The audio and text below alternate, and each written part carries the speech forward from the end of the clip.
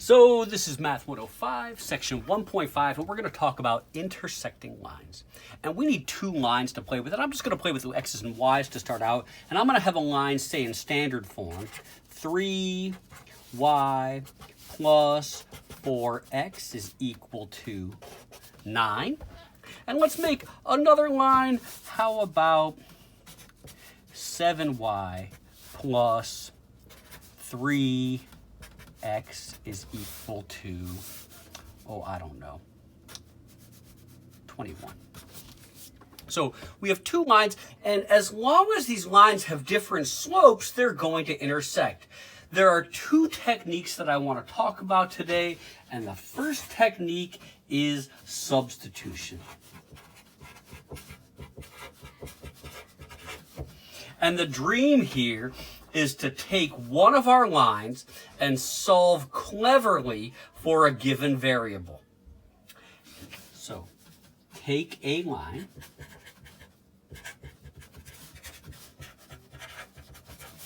and solve for a variable.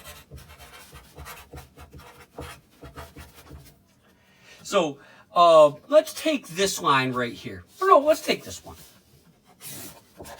So if I have 3y plus 4x equals 9, and I'm asked to solve for a variable here, I think solving for y is much better than solving for x, because division by 3 is going to be nice here. Division by 4 will give us some decimals.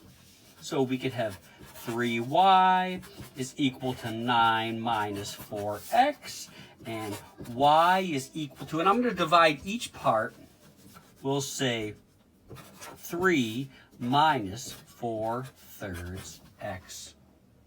So when we're done with our isolation, at this point we are going to substitute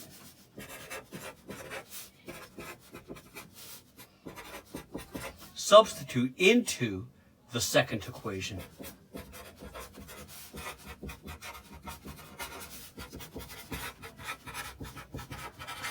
So we can take this, and instead of having 7y plus 3x equals 21, instead of writing y, I get to write all of this trash. 7, that 7's right there, comes for free. 3 minus 4/3 x. The 3x comes along for the ride, and that equals 21. And now we're going to distribute and just finish this thing up. And so we'll have 21 minus 28/3 x plus 3x is equal to 21. I can then subtract 21 from both sides, getting 0. I can combine these two together, the 28/3 and the 3, and that's going to be 9/3 x minus 28/3 x. We combine this, seems like we're going to have a joyous 19/3 negative equals 0. And then when I multiply by the reciprocal, we're just going to have x equals 0, and we're done.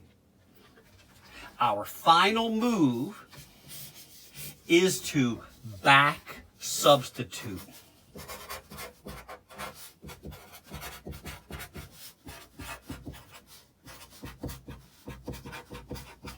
And I can substitute into any equation that I want, but I think my favorite one to work with is this one that I started with, because I have the x right there.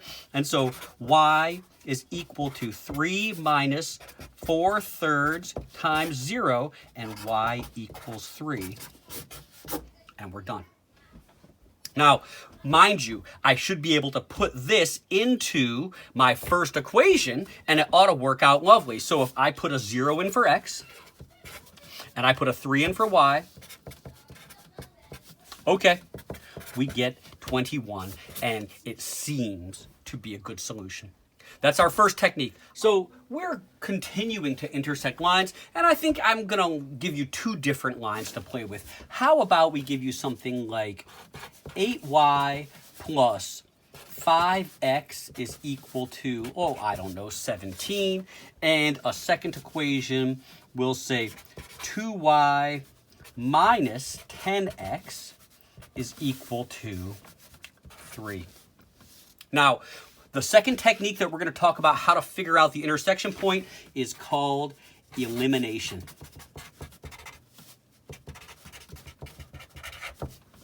And the goal with elimination is to multiply one of the equations by something clever,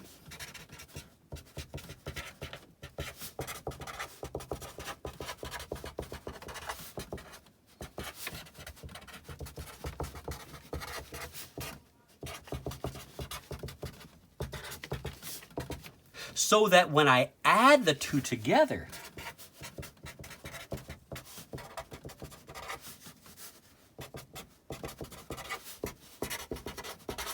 a variable cancels or murders.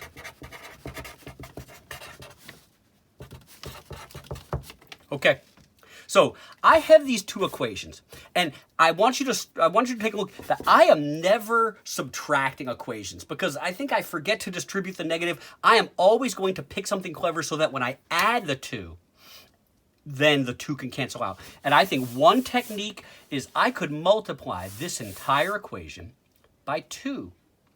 If I did, then I would have 10x here, negative 10 there. So I could certainly say that I have 16x plus 10x is equal to 34.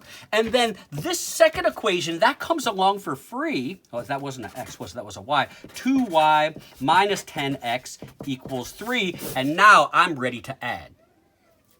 Alternately, what could I have multiplied this equation by to get rid of y's? Well, I think I could have multiplied by a negative 4. So I could do 2y times negative 4, a negative 8y, plus 40x, because it's going to be a negative, equals negative 12. And now this one could come for free.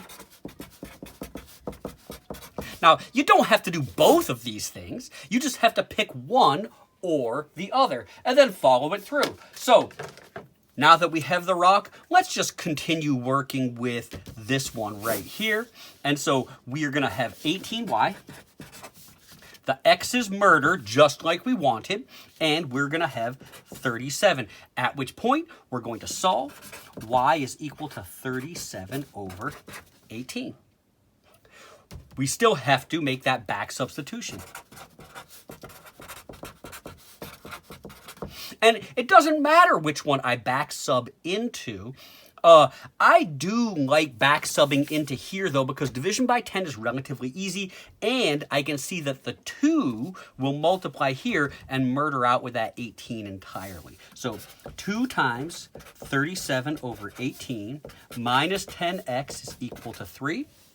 I can see that the 2 and the 18 will give me a 9, and I'm going to then subtract that. So negative 10x is equal to 3 minus 37 over 9.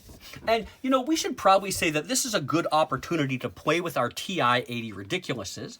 That if I was to do this thing, 3 minus 37 divided by 9, what I can do is I can hit the second math, and then there is, just the math, and there's a fraction button, and I can get fraction. And so I can turn that, and I get negative 10 ninths. I don't care. At which point, now we can see that I'm just going to divide by negative 10 on both sides, and x is equal to 1/9.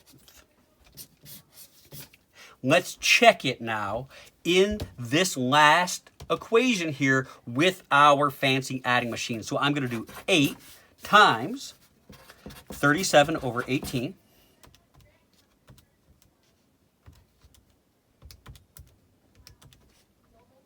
Okay?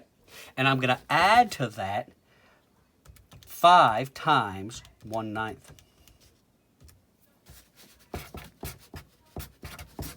and I get that joyous 17. So there's our self-check. Not necessary to do if your science is tight, but it's there and it's relatively easy, so we might as well.